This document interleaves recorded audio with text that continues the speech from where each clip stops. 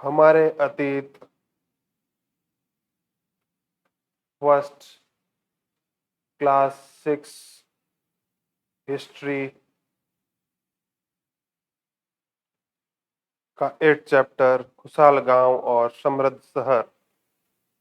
लोहार की दुकान पर प्रभाकर प्रभाकर लोहारों का काम देख रहा था। एक छोटी सी बेंच पर कुल्हाड़ी और हाशिए जैसे कुछ औजार बेचने के लिए रखे थे। दूसरी ओर भट्टी जल रही थी। औजार बनाने के लिए दो लोग लोहे की एक छड़ को गर्म कर उसे पीट रहे थे। प्रभाकर को यह सब बड़ा मजेदार लग रहा था। लोहे के औजार और खेती। लोहे का प्रयोग आज एक आम बात है। लोहे की चीजें हमारी जिंदगी रोजमर्रा की जिंदगी का हिस्सा बन गई हैं। इस उपमहाद्वीप में लोहे का प्रयोग लगभग 3000 साल पहले शुरू हुआ। महापाषाण कब्रों में लोहे औजारों और हथियार बड़ी संख्या में मिले हैं। इसके बारे में तुम अध्याय 4 में पढ़ चुके हो। करीब 2500 वर्ष पहले लोहे के औजारों के बढ़ते प्रयोग का प्रमाण मिलता है। इसमें जंगलों को साफ करने के लिए कुल्हाड़ियां और जुताई के लिए हलों के फाल शामिल हैं। अध्याय 5 में तुमने पढ़ा था कि लोहे के फाल के इस्तेमाल से कृषि उत्पादन बढ़ा था। साइड में औजार दिए हुए हैं 1, 2 और 3। औजारों की सूची में इन चित्रों के नाम चुनो। हाशिया, कुल्हाड़ी और संडसी संडासी संडासी कुल्हाड़ी और हसिया। लोहे की ऐसी 5 चीजों की सूची बनाओ जिनका प्रयोग तुम रोज करते हो। कृषि उत्पादन बढ़ाने के लिए उठाए गए अन्य कदम। सिंचाई। समृद्ध गांवों के बिना राजाओं तथा उनके राज्यों का बड़े बने रहना मुश्किल था। जिस तरह कृषि के विकास में नए औजार तथा रोपाई महत्वपूर्ण कदम थे, उसी तरह सिंचाई भी काफी उपयोगी साबित हुई। इस समय सिंचाई के लिए नहरें, कुएं, तालाब एवं कृषि जलाशय बनाए गए। इस चार्ट में तुम्हें सिंचाई से आए परिवर्तन दिखाए गए हैं। खाली स्थानों में सही वाक्य भरो। लोगों द्वारा परिश्रम किया गया। किसानों को लाभ मिला क्योंकि अब उत्पादन की अनिश्चितता घटी। कर अदा करने के लिए किसानों को उत्पादन बढ़ाना था। राजाओं के किसान सिंचाई की योजना बनाई और धन खर्च किया। तो राजा को सेना, महल और किले बनवाने के लिए धन चाहिए। तो इनमें से कौन सा आएगा? कर अदा करने के लिए किसानों को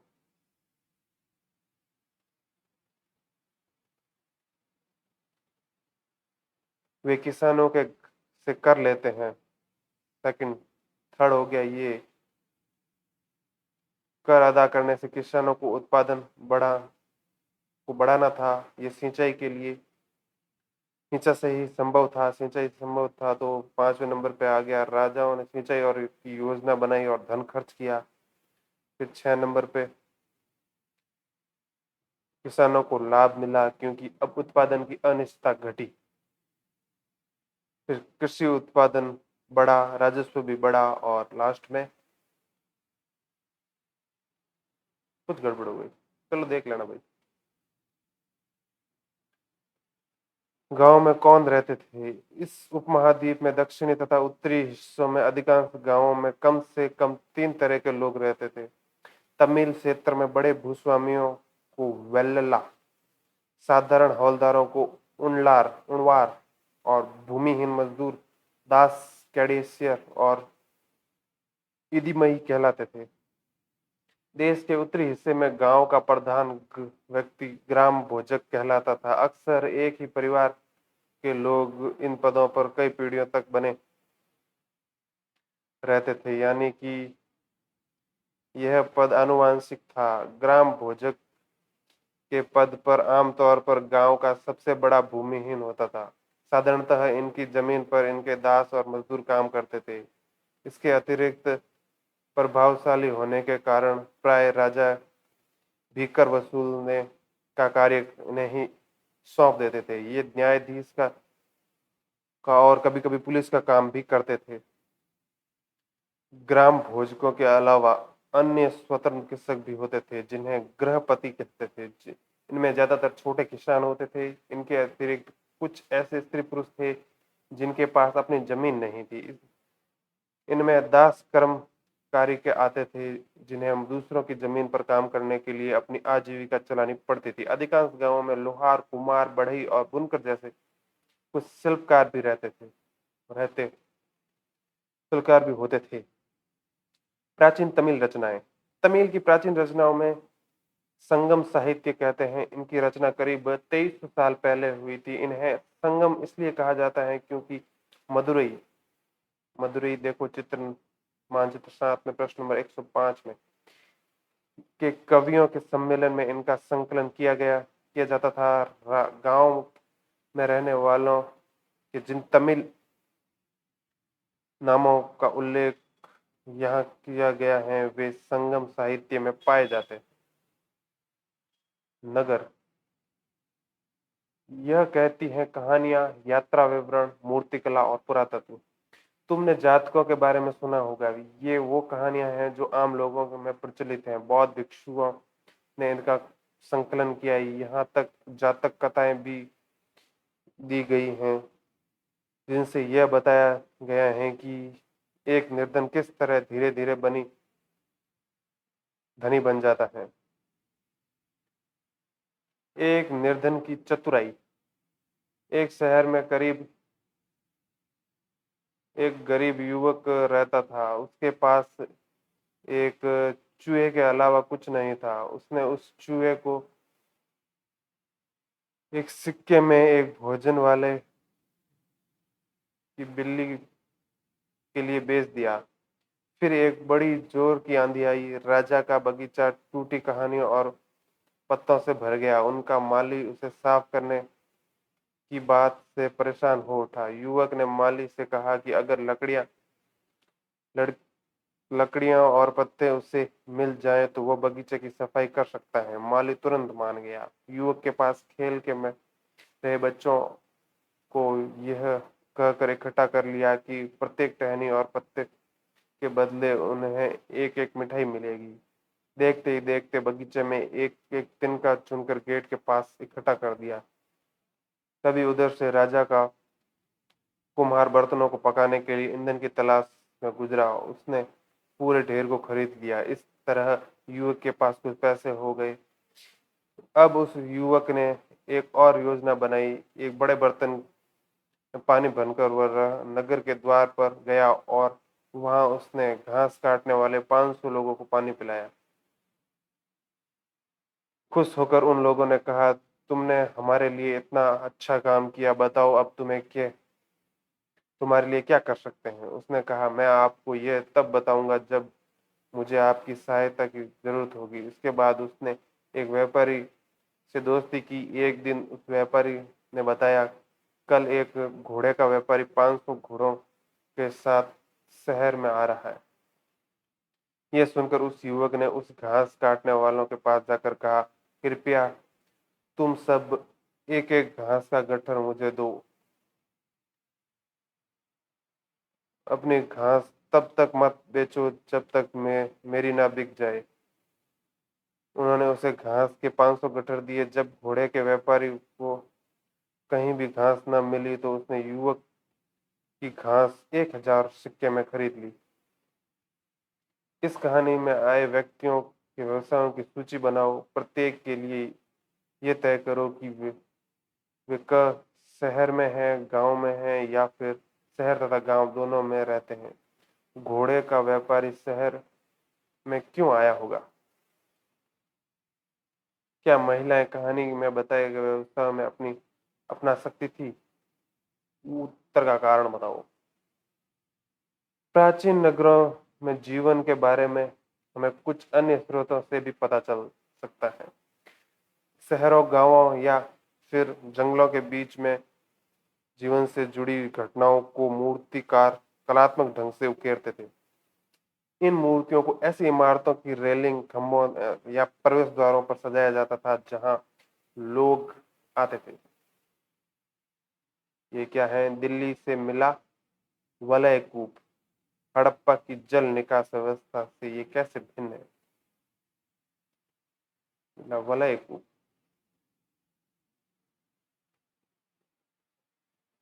नीचे सांची की मूर्ति कला।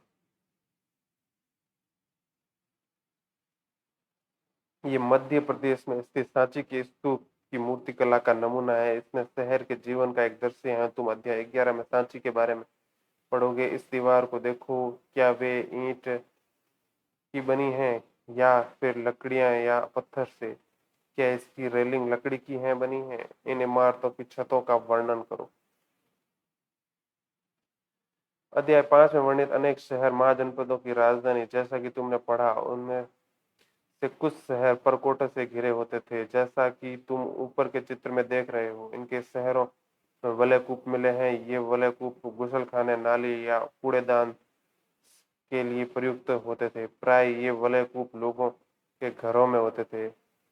महलों, बाजारों या आम घरों के अवशेष बहुत कम मिले हैं। संभवतः लकड़ी, मिट्टी व कच्ची ईंटों या छप्पर से बने होते थे होने के कारण ये ज्यादा समय तक टिक नहीं पाए थे। भविष्य में पुरातत्वविद इनकी खोज कर सकते हैं। प्राचीन शहरों में होने के बारे में वहां गए नाविकों या यात्रियों के विवरणों द्वारा भी पता चलता है। ऐसा ही एक विस्तृत विवरण किसी अज्ञात यूनानी नाविक का है। जिन जिन जिन जिन पत्तनों पर वह गया, उन सभी के बारे में उसने लिखा। मानचित्र 7 में प्रश्न नंबर 105 में भरूच भरूच ढूंढो। ये कौन सा? 105। 105 बहुत आ गया, नहीं ढूंढ पाएंगे। अब इसके बारे में दिए गए वर्णन को पढ़ो। इसका वर्णन कहाँ लिखा हुआ है? ये रहा। बेरिजा भरूच यानी कि यूनान का नाम, यूनानी नाम है, यूनान की कहानी है। बेरीगाजा की संकरी खाड़ी में समुद्र से आने अनेक वालों के लिए नाव चला पाना बहुत मुश्किल होता है। राजा के द्वारा नियुक्त कुशल और अब अनुभवी स्थायी मछुआरे ही यहाँ जहाज ला सकते थे। बेरीगाजा में शराब, तांबा, टिन, शीशा, मूंगा, पुखराज, कपड़े, सोने और चांदी के सिक्के आयात होता था।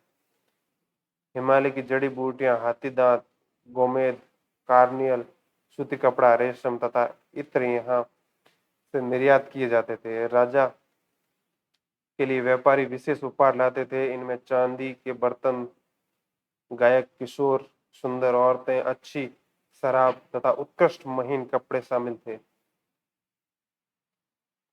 बेरीगाजा से आयात और निर्यात होने वाली चीजों की सूची बनाओ। ऐसी सूचियां बनाओ जिनका उपयोग हड़प्पा युग में नहीं होता था।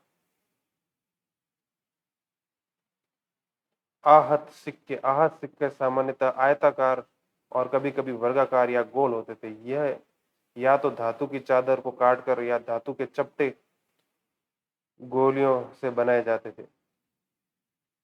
इन सिक्कों पर कुछ लिखा हुआ नहीं था, बल्कि इन पर कुछ चिन्ह छपे हुए चिन्ह ठप्पे से बनाए जाते थे, इसलिए ये आहत सिक्के कहलाते हैं। ये सिक्के उपमहाद्वीप में लगभग अधिकांश हिस्सों में पाए जाते हैं और ईसा की आरंभिक सदियों तक में प्रचलन में रहे। सिक्के। पृष्ठ संख्या 82 पर दी गई कहानी में तुमने देखा कि किस तरह सिक्कों के आधार पर संतति का मूल्यांकन किया गया। पुरातत्वविदों को इस युग में हजारों सिक्के मिले। सबसे पुराने आहत सिक्के थे जो करीब 500 साल चले। इसका चित्र नीचे दिया गया है। चांदी या तांबे के सिक्कों पर विभिन्न आकृतियों को आहत कर बनाए जाते के कारण इन्हें आहत सिक्का कहा जाता था। विनिमय के अन्य साधन। संगम साहित्य की इन छोटी सी कविताओं को पढ़ो। खेतों के सफेद धान गाड़ियों पर लादे जा रहे हैं। नमक के लिए लंबे लंबे रास्ते। चांदी की चांदी सी सफेद रेत पर परिवार को समेटे, कहीं पीछे न छूट जाए शहरों के नमक के सौदागर। यूं चले जाने से सिर्फ सन्नाटा रह जाता है। समुद्र के किनारे नमक का बहुत ज्यादा उत्पादन होता था। व्यापारी किस चीजों से इनका विनिमय करते थे? ये किस तरह की यात्रा करते थे?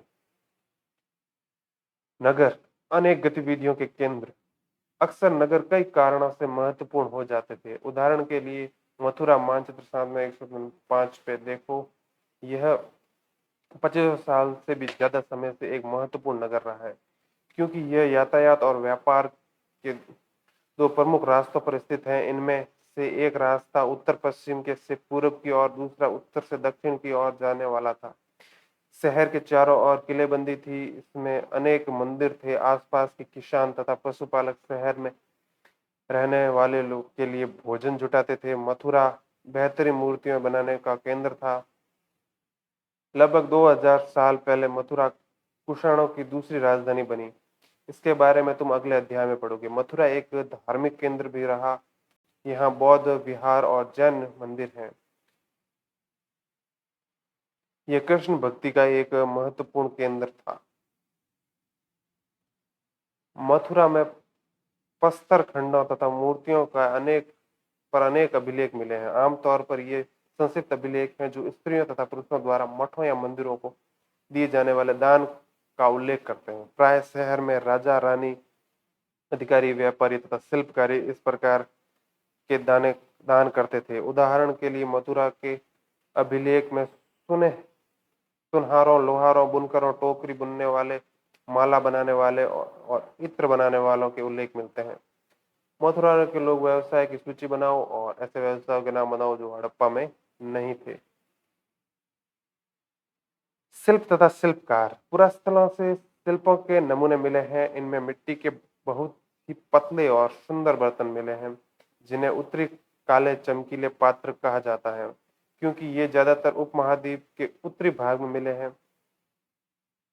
ध्यान रहे कि अन्य दूसरे शिल्पों के अवशेष नहीं बचे होंगे। जैसे कि विभिन्न ग्रंथों से हमें पता चलता है कि कपड़ों का उत्पादन बहुत महत्वपूर्ण था। उत्तर में वाराणसी और दक्षिण में मदुरई इसके प्रसिद्ध केंद्र थे। यहाँ स्त्री पुरुष दोनों काम करते थे। अनेक शिल्पकारी तथा व्यापारी अपने अपने क्षेत्र में संघ बनाते थे, जिन्हें श्रेणी कहते थे। शिल्पकारों की श्रेणियों का काम प्रशिक्षण देना, कच्चा माल उपलब्ध कराना तथा तैयार माल का वितरण करना था, जबकि व्यापारियों की श्रेणियां व्यापार का पर संचालन करती थी। श्रेणियां बैंकों के रूप में काम करती थी। यहाँ लोग पैसे जमा करते थे। इस धन का निवेश लाभ के लिए किया जाता था। इससे मिले लाभ का कुछ हिस्सा जमा करने वाले को लौटा दिया जाता था या फिर मठ आदि धार्मिक स्थलों को दिया जाता था। सूत कातने और बुनने के नियम। एक मिनट, ऊपर एक और चीज थी। उत्तरी काले चमके पात्र। ये एक कठोर चाक निर्मित धातु की तरह दिखने वाले तथा चमकदार काली सतह वाले पात्र हैं। इन्हें बनाने के लिए कुम्हार मिट्टी के बर्तनों और भट्टों पर उच्च ताप रखते थे, जिसके परिणाम स्वरूप इन बर्तनों की बाहरी सतह काली हो जाती थी। इन पर पतली काली लेप भी लगाई जाती थी, जो इन बर्तनों को शीशे जैसी चमक प्रदान करता था। ये निम्न अर्थशास्त्र। सूत कातने और बुनने के नियम। ये निम्न अर्थशास्त्र के हैं नियम अर्थशास्त्र के हैं। अध्याय 7 में अर्थशास्त्र का उल्लेख किया गया है। इसमें वर्णन किया गया है कि किस प्रकार एक विशेष पदाधिकारी की देखरेख में खानों में सूत की कुताई और बुनाई की जाती थी। ऊन, पेड़ों की छाल, कपास, पटुआ तथा सन को तैयार करने का काम में विधवाओं, सक्षम असक्षम महिलाओं, भिक्षुणियों तथा वृद्ध वेश्याओं, राजा की अवकाश प्राप्त दासियों, सेविकाओं तथा अवकाश प्राप्त देवदासियों को लगाया जा सकता है।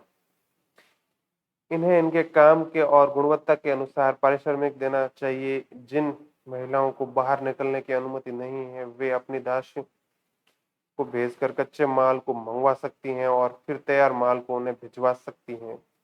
वे औरतें जो कारखानों तक जा सकती हैं, उन्हें अपना माल कारखाने तक तड़के ले जाना पड़ता था। यहाँ उन्हें पारिश्रमिक मिलता था। इस समय माल को अच्छी तरह जांचने के लिए रोशनी रहती है। अगर निरीक्षण उस औरत की तरफ देखता है या इधर उधर की बातें करता है तो उसे सजा मिलनी चाहिए। अगर औरत ने अपना काम पूरा नहीं किया तो उसे जुर्माना देना होगा। इसके लिए उसका अंगूठा भी काटा जा सकता है। उन महिलाओं की सूची बताओ जिन्होंने निरीक्षण नियुक्त कर सकता था।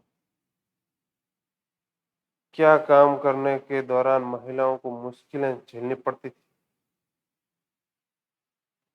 सूक्ष्म निरीक्षण किसका? अरिकामेंडू। मानचित्र 7 में 105 में अरिकामेंडू यानी कि पुदुचेरी यानी पांडिचेरी के पास है, जो ढूंढ लो। पृष्ठ 88 में रोम के बारे में जानकारी पढ़ो। ये कौन सा है?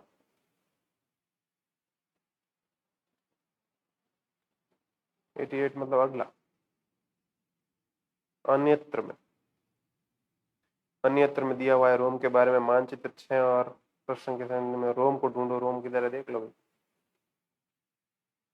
ये यूरोप के सबसे पुराने शहरों में से एक है। इसका विकास लगभग तभी हुआ जब गंगा के मैदान में शहर बस रहे थे। रोम एक बहुत बड़े साम्राज्य की राजधानी था। यह यूरोप, उत्तर अफ्रीका तथा पश्चिम एशिया तक फैला साम्राज्य था। इसके सबसे महत्वपूर्ण शासकों में एक ऑगस्टस ने करीब 2000 साल पहले शासन किया। उसने कहा था कि रोम ईंटों का शहर था जिसे मैंने संगमरमर का बनवाया।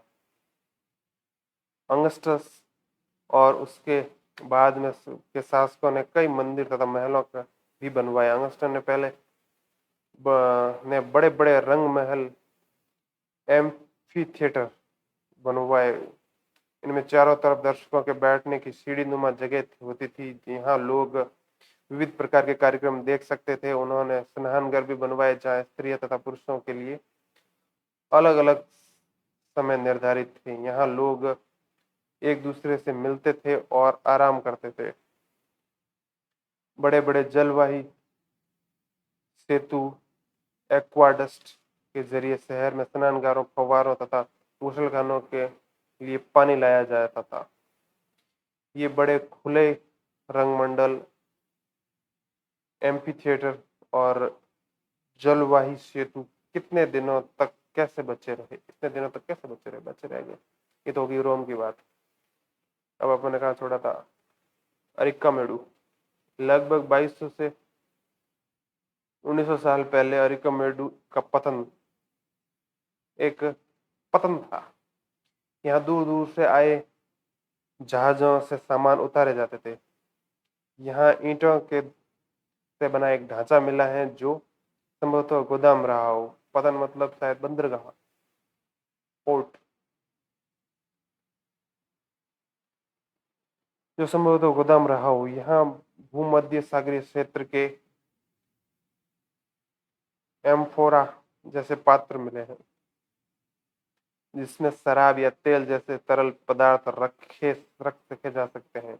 इनमें दो तरफ से पकड़ने के लिए हत्थे लगे हो। साथ ही यहाँ एरेटाइन जैसी मुहर लगे लाल चमकदार बर्तन भी मिले हैं। इन्हें इटली के एक शहर के नाम से इटे इरेटाइन पात्र के नाम से जाना जाता है। इसे मुहर लगे सांचे पर गीली मिट्टी, चिकनी मिट्टी से को दबाकर बनाया जाता था। कुछ ऐसे बर्तन भी मिले हैं जिनकी डिजाइन रोम का था किंतु वे यहीं बनाए जाते थे।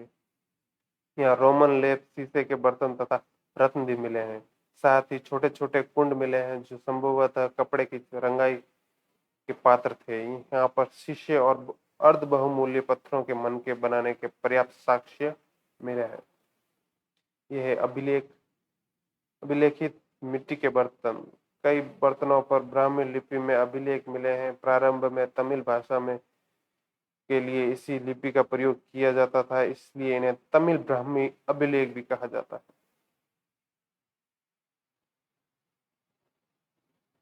ये अन्यत्र हमने देख ही लिया। और कल्पना कर लो तुम बेरीगाजा में रहते हो। बेरीगाजा किधर? उधर यूनान वगैरह उधर। और पतन देखने निकले हो। तुमको क्या क्या देखने को मिला? उपयोगी शब्द में है लोहा, गांव, सिंचाई, संगम, नगर, वलय कूप, पतन और श्रेणी। इसी के साथ ये भी चैप्टर हो गया समाप्त। मिलते हैं नेक्स्ट वीडियो में। Thank you.